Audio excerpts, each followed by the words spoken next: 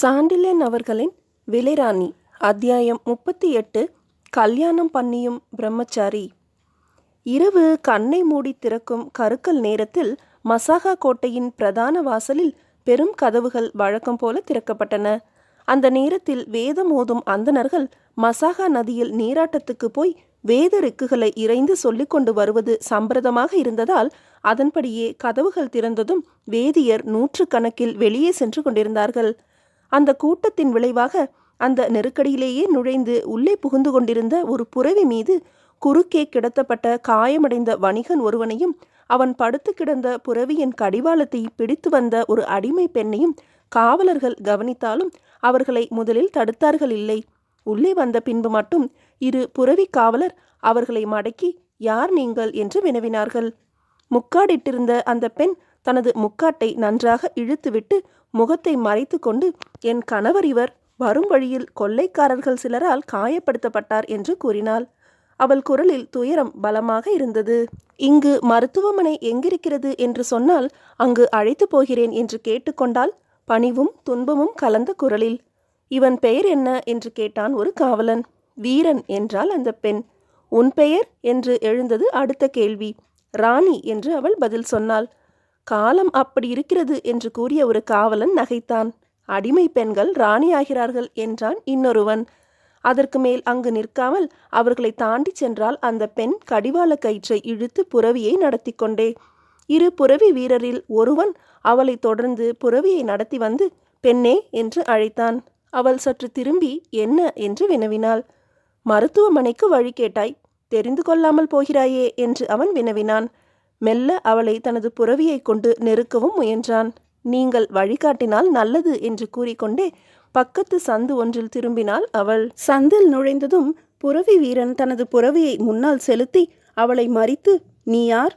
உன் முகத்தை நான் பார்க்க வேண்டும் என்றான். கீழே இறங்கி வாருங்கள், நான் தலை நிமிர்ந்து முக்காட்டை நீக்க முடியாது என்றாள். ஏன் பெண்ணே? காவலன் கேள்வியில் பரிவு இருந்தது. நீக்கினால் மற்றவர்களும் என் முகத்தை பார்ப்பார்கள் என்ற அவள் முகத்தை புரவியின் முதுகில் இருந்தவன் மீது புதைத்து கொண்டாள். காவலன் தனது புரவியிலிருந்து இறங்கி அவள் புரவியை நோக்கி நடந்து வந்து, இவன் நமக்கு இடைஞ்சலாக இருப்பான் போலிருக்கிறது என்று கூறிக்கொண்டு முதுகில் குறுக்கில் கிடந்த வணிகன் முகத்தை நிமிர்த்தி பார்த்தான்.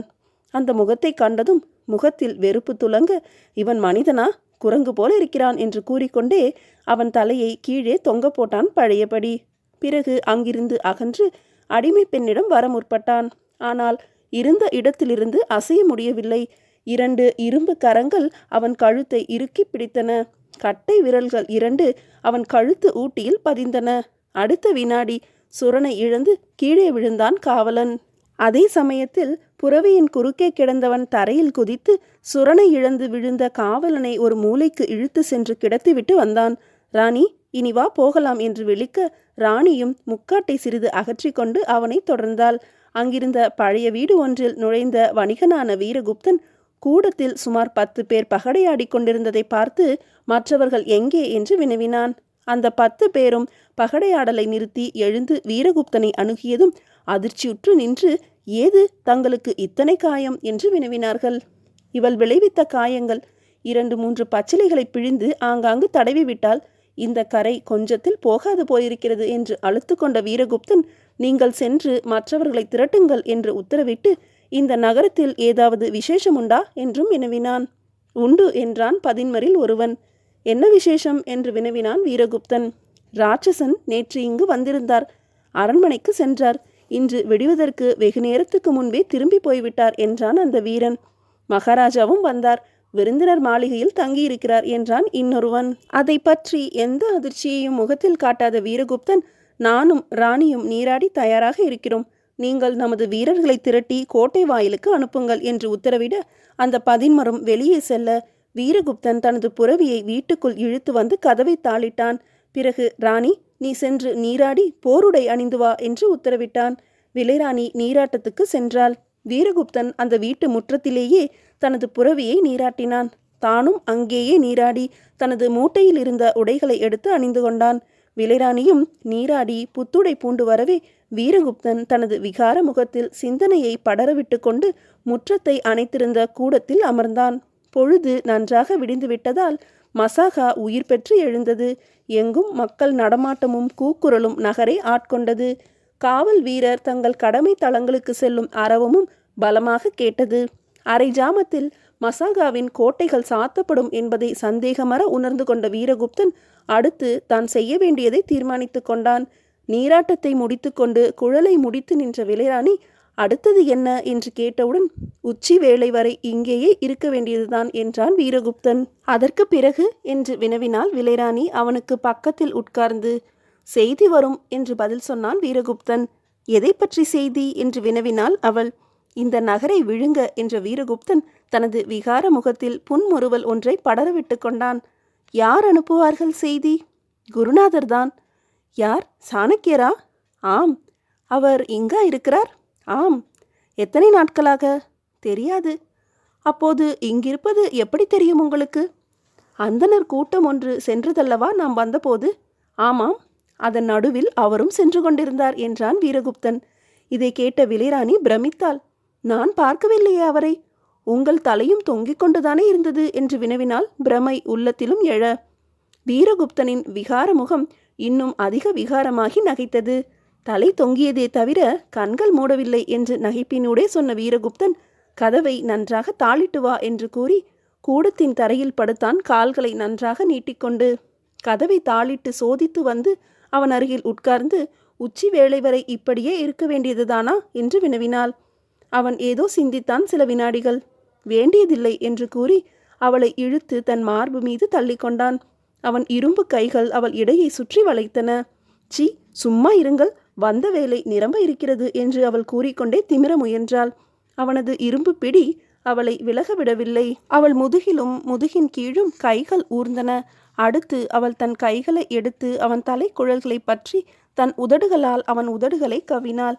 பலவீனமாக காணப்பட்ட அவள் உடல் அவன் மீது இரும்பு போல அழுந்தியது. அவள் மார்பு அவன் மார்புடன் இழைந்து குழைந்தது. அந்த வேகத்தின் விளைவாக அவன் வேகமும் அதிகமாக அவளை தரையில் புரட்டினான். நிலைமை முற்றும் சமயத்தில் கதவு தடதடவென்று இடிக்கப்பட்டது. விலைராணியை விடுவித்த வீரகுப்தன் நீ போய் கதவை திற என்றான். முடியாது, நீங்கள் போங்கள் என்று கூறிவிட்டு எழுந்து கலைந்த ஆடையை சரிப்படுத்த முயன்றாள் அவள்.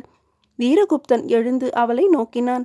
அவன் விகார முகத்தில் ஏமாற்றமும் வெறுப்பும் அதிகமாக தெரிந்தன.